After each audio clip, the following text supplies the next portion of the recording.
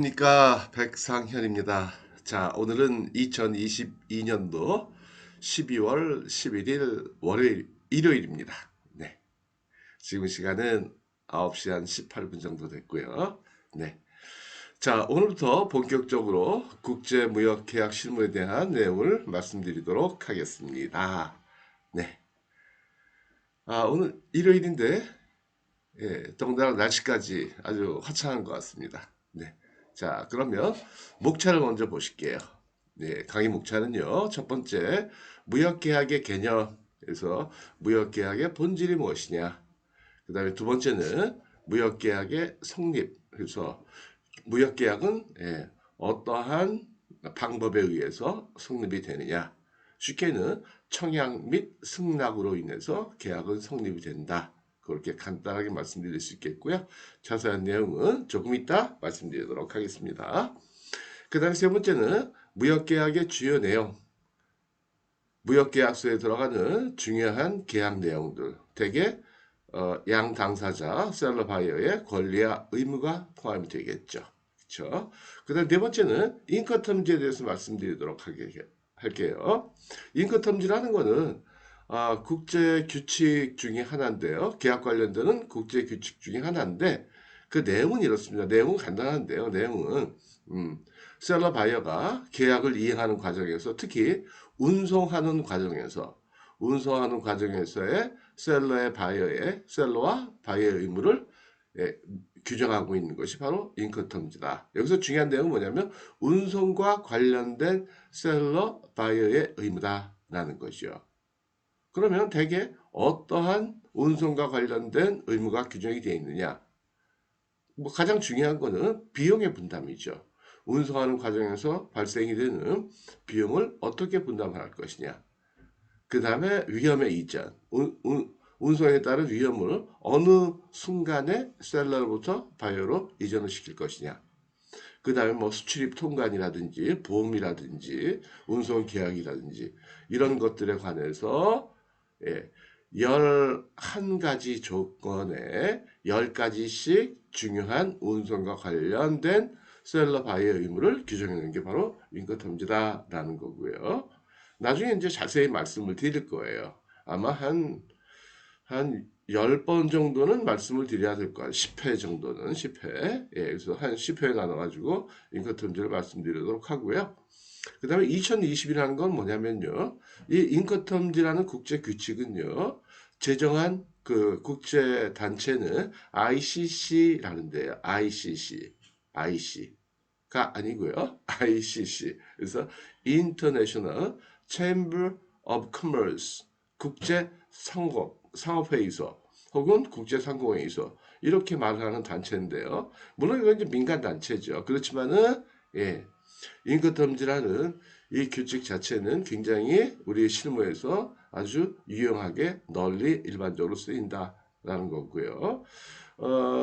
제정이 된 연도는요, 1936년도예요. 1936년도에 개정이 돼가지고, 그 다음에 쭉 제정이 돼가지고, 개정이 되오다가, 1980년대부터는요, 거의 정확하게 10년에 한 번씩 개정이 되어 왔어요. 그래서 결국 2020이라는 거는 뭐냐면 개정된 연도를 뜻하는 거예요. 그래서 2022 이게 가장 현재로서는 최근에 레이티스트한 그 개정판이다라는 거죠.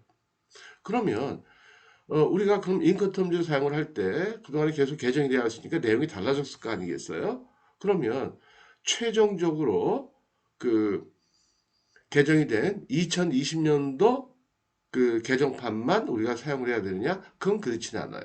셀러 바이어의 합의에 의해 가지고 요 전에 2010년도 아까 말씀드렸죠.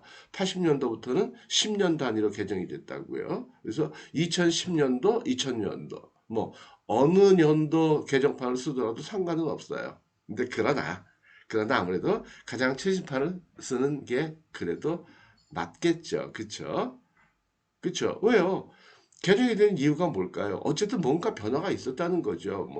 뭐 통신의 변화라든지 어떤 뭐 경제 흐름이라든지 아니면 운송의 변화라든지 이런 것 때문에 이렇게 변화가 된 거니까 그래도 최신 걸 쓰는 게 맞겠다라는 거고. 그 다음에 다섯 번째는 무역 클레임과 상사 중재에 대해서요. 이제 우리가 계약을 이행하는 과정에서 혹시라도 그 일방이 계약의 내용을 이행을 못하게 되면 그 피해를 당한 쪽에서 야 이러이러한 일이 생겼는데 너 잘못한 거 아니야? 너 계약대로 못했잖아. 그러니까 나한테 손해배상 해줘. 라고 요청하는 게 바로 무역 클레임을 제기하는 거다라는 거죠. 이 무역 클레임이라는 말을 용어를 그 정확하게 정의를 하면 무역 클레임이란 당연한 권리로서의 요구, 주장, 청구하는 행위를 얘기하는 거예요. 그럼 당연한 권리라는 거는 뭘까요? 왜 당연하다라는 말을 했을까요? 그 근거는 뭐냐면 계약서예요. 계약서에 명시된 내 권리가 침해를 당했으니까 이렇게 해줘라는 주장, 요구, 청구다라는 거죠. 그냥 쉽게는요. 무역실무에서는 무역 클레임을 제기했다, 청구한다라는 거는 뭐냐면 야 손해배상해줘 라고 말하는 것과 동일하다. 그렇게 생각하시면 될 것 같아요. 그래서 물론 클레임이 안 생기면 좋겠죠. 그렇죠? 근데 예를 들면 이런 경우죠. 뭐 셀러 입장에서는요. 물건을 보내줬는데 돈을 못 받았거나 아니면 일부만 받았거나 아니면 늦게 돈을 받거나 그럼 클레임을 제기할 수 있죠. 바이오 입장에서는요. 반대로 바이오 입장에서는 물건을 받았는데 계약 내용과 품질이 다른 거예요. 수량이 모자른 거예요. 아니면 뭐 늦게 도착한 거예요. 물건이 뭐 이런 경우들이 대표적인 경우겠죠. 그렇죠? 자, 그래서 클레임이란 그런 거고요. 상사 중재는 또 뭐냐? 상사 중재라는 거는 클레임이 생겼을 때 해결하는 방법은요. 가장 좋은 거는 당사자 간에 화해를 하는 거죠. 그래 미안해. 내가 실수했네. 내가 잘못했어. 내가 요구하는 대로 손해배상 해줄게. 끝나면 좋은데 안 끝나게 되면 당사자 간에 합의가 안 되게 되면 이건 이제 제3자한테 의뢰할 수밖에 없다는 거죠. 제3자라는 거는 뭐 되게 기관이 되는 거죠. 그러니까 대표적인 게 재판이겠죠. 그쵸? 그렇습니다. 네. 재판이 되겠죠. 근데 재판 말고도 여러 가지 제도들이 있다는 거죠. 예를 들면 알선이나 조정이나 중재 이런 것들도 있을 수 있다. 사용할 수 있는 방법이다라는 거죠. 그런데 무역에서는 가장 일반적으로 가장 많이 쓰는 제도가 바로 이 중재 제도가 아닌가 싶어요. 왜냐하면 재판과 비교했을 때 중재라는 거는 일단은 민간 단체에서 해결해 주는 거지만 그러나 판결이 나면 재판과 같은 법적 구속력이 있어요.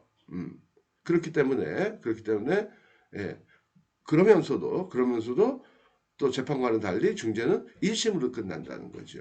1심으로 3심까지 가지 않아요. 그러니까 빨리 끝난다는 거죠.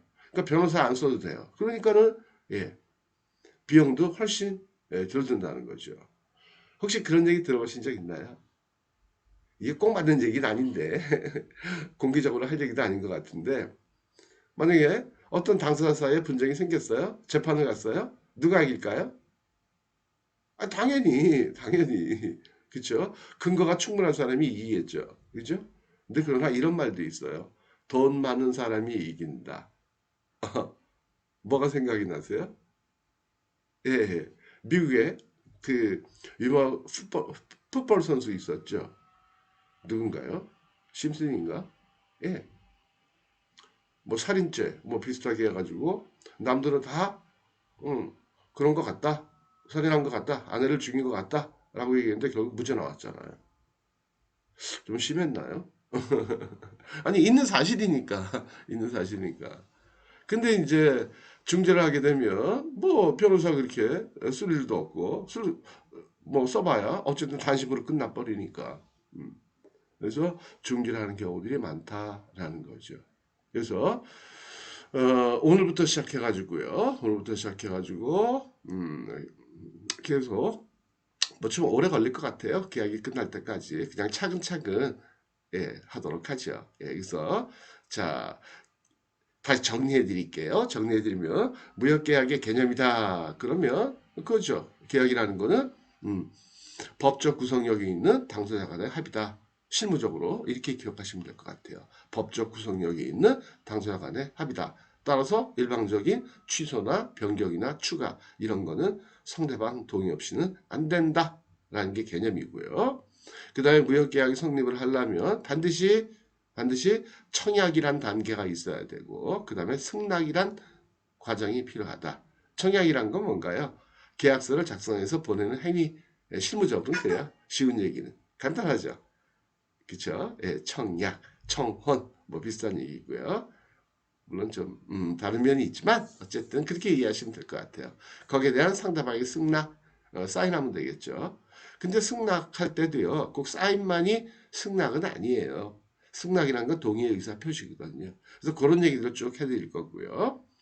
그 다음에 무역계약의 주요 내용 그러면 크게 보면은 거래에 관한 내용 8가지 중요한 8대 조건이라는 게 있고 그 다음에 거래 이행에 따른 그 중요한 그 권리 의무를 기재해 놓은 그 일반 조건 General Terms and Conditions라는 게 있다라는 거죠. 그걸 보도록 하고요. 그 다음에 이제 인커텀즈를 아까 말씀을 드렸잖아요. 그죠? ICC라는 단체에서 36년도에 예, 제정을 했고 그동안 쭉 개정이 되어 오다가 80년도부터는 10년 단위로 개정이 됐고 지금 현재 사용하는 가장 레이티스트한 그 개정판은 2020년도 판이다라는 거고요. 근데 물론 인권텀지라는 거는 이거 민간단체에서 만들었기 때문에 강행법은 아니에요. 반드시 써야 되는 것도 아니고 무조건 법적으로 무조건 강제적으로 적용되는 것도 아니고요. 당사자 간에 합의가 있어야 돼요. 근데 대개는 다 이렇게 인권텀지라는 조건을 운송과 관련된 의무에 있어서는 사용을 한다. 그 다음에 무역 클레임과 상사 중재에서는요. 클레이머다. 클레임이라는 거는 당연한 권리로서의 요구나 주장이나 청구를 얘기한다. 그런데 우리가 쉽게는 손해배상을 청구하는 거다. 자, 그랬을 때 해결하는 방법이 여러 가지가 있는데 분쟁이 생겼을 때 당사자 간에 화해할 수도 있고 알선이나 조정이나 중재나 소송을 통해서 해결할 수도 있다라는 거죠. 그랬을 때 가장 많이 쓰는 게 중재니까 중재에 대해서 알아보도록 하겠습니다. 자, 오늘은 일요일이니까 가볍게 여기까지 무역계약에 관한 기본적인 목차 내용만 간단하게 설명을 드렸고요. 내일부터 무역계약의 개념부터 시작하도록 하겠습니다. 네. 저희 그 채널은요. 일요일도 쉬지 않습니다. 가능하면. 제가 특별히 몸이 아프지 않으면 일요일도 계속 진행하도록 하겠습니다. 그래서 매일 하루에 하나씩 동영상을 올려놓도록 하겠습니다. 자, 오늘 일요일입니다. 네, 즐겁고 그 다음에 보람찬 하루 되시기 바라겠습니다. 네, 마치겠습니다. 감사합니다. 네, 감사합니다.